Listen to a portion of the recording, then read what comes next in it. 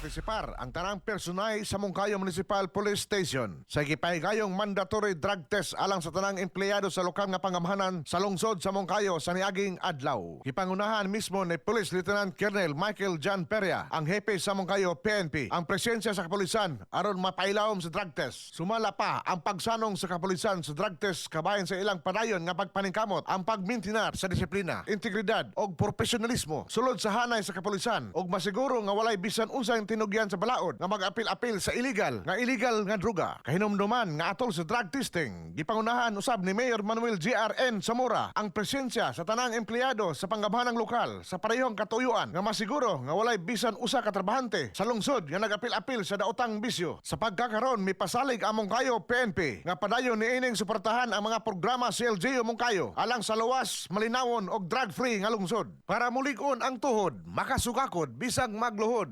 magturbo mail and answer matag dulog alang sa naghayos ang Pilipino para sa Pilipinas. Darwin Dulatre, XFM News.